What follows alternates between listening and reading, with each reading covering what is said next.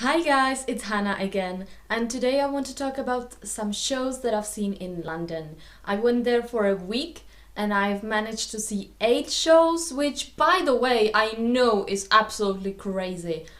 But this is my job, that's what I do, and I don't live in the UK, so when I go there I just go crazy and see as many shows as I can. Obviously, if for a normal person, not like me, you might just go see one or two when you're visiting.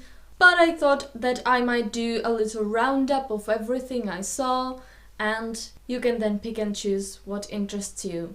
I will keep the shows in the order as I saw them, which doesn't really matter, but because the first ones were a bit meh, it might be better to get them out of the way and leave the good ones to the second part.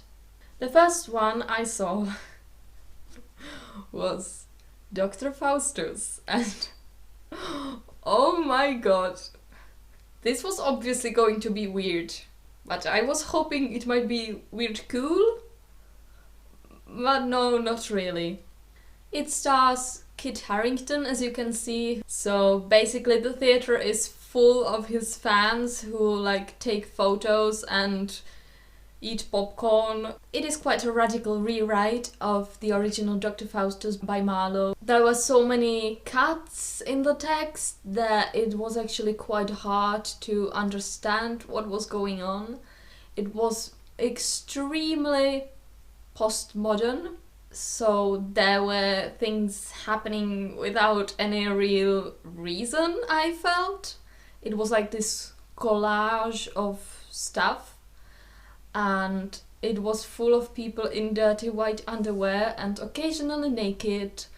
And again, I'm not principally against it, but it just made no sense. It all felt very random. I didn't like Kit Harington, frankly. I'm not sure if this is the intention, but it seemed like he was playing an old man in the first half of the play, and it was just a bit annoying. He was doing this sort of voice, and just no. The next one I saw was Lawrence After Arabia at the Hampstead Theatre, which is a new play by Howard Brenton. Again, I was a bit disappointed because Howard Brenton is known for satire, and this wasn't really very funny. It was kind of interesting, but I found the acting style very old-fashioned. It was all very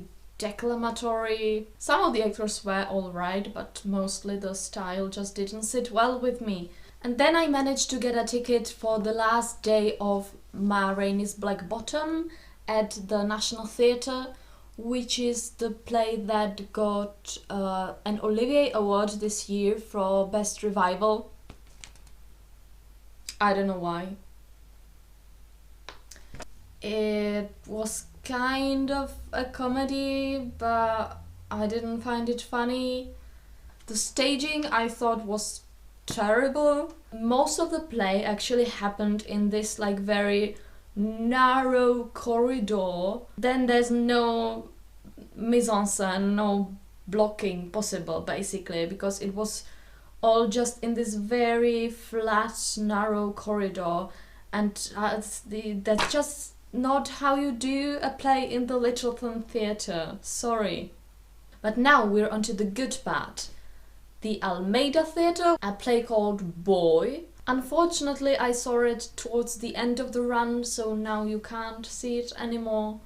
Let me just tell you for the future that anything at the Almeida is worth seeing. It was a very short play with not much text actually, but the staging was so interesting because there was a sort of conveyor belt in the middle of the room and the seating was around that, and it just kept moving for the whole time. The show was only a little bit over an hour, but the whole time it was going round. It was a story of this teenage boy in London who is kind of lost and no one really pays attention to him. He was sort of trying to make contact with these people around him, and it wasn't really working in this world that was constantly moving and changing, and everyone is just going after their thing.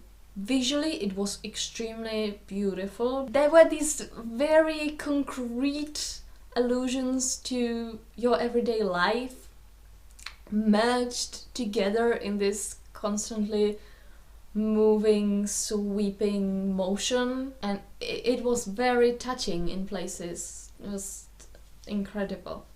Another great one that you still have a chance to see is People, Places and Things, which is running at Wyndham's Theatre. It's a transfer from the National, and let me just tell you, it is as good as everyone says. It already won some awards. Denise Gough, the lead, has won an Olivier.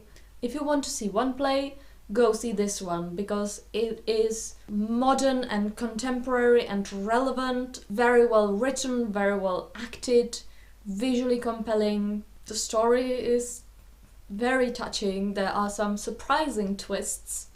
Just go see it. Then I've seen this evening of political satire called A View from Islington North. They only had these ugly pieces of paper. It is basically short scenes by 5 different authors. I'm actually not sure whether to recommend this one or not, because there were vast differences in the quality of these texts, I thought. So there's one by Mark Ravenhill, which I thought was very good, but not that political. Then something by Carol Churchill, that was very short. Then by Alistair Beaton, I didn't really connect with it that much. But after the interval, it got so much better.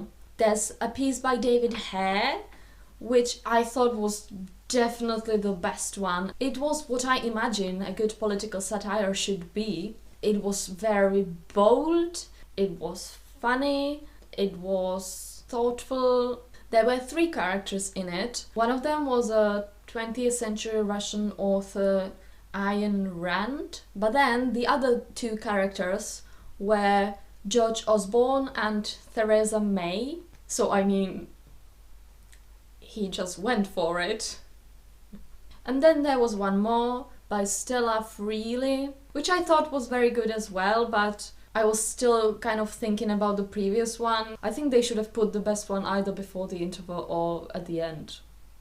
I've also seen Blue Orange at the Young Vic, which was a revival of an older Joe Penhall play, and this was one of the highlights of my trip, definitely. I was like, how could I not know this brilliant piece of writing, because it is really great. It is very funny, but it was also dealing with quite important issues. It is about sort of the system of dealing with mental illness, specifically in Black community. Some people say it's about the NHS. I don't know, I think it works for other countries, just in any sort of institutionalized health system. The staging was beautiful. There was this platform in the middle, which sort of felt like a boxing ring. It had this feeling of a place for a match between the characters, and the audience was from all 4 sides. And the actors were great. David Haig, he was so good with words, sort of very quick to reply, very charismatic. I just thought he handled the sort of conversational technique absolutely brilliantly, and I wasn't really expecting that. Like, he doesn't look that way, or is this a stupid thing to say? And this is running until the 2nd of July, so definitely recommend to go. And the last one is sadly over, so I won't talk about it too much. I just say that it was Ophelia's Zimmer at the Royal Court. It's a co-production with Schaubühne Berlin. It was in German, directed by Katie Mitchell. It is reimagining Hamlet from Ophelia's point of view. I did enjoy it very much. It was just one of those experiences that you can't see every day, because it's not that realistic and not that commercial, I guess. And that was all that I've seen. Let me know if you have seen anything interesting in London. Maybe I will still catch it next time I go. Also, let me know if you've seen any of these. I would be really interested to hear whether you agree with me or not. And until next time, bye!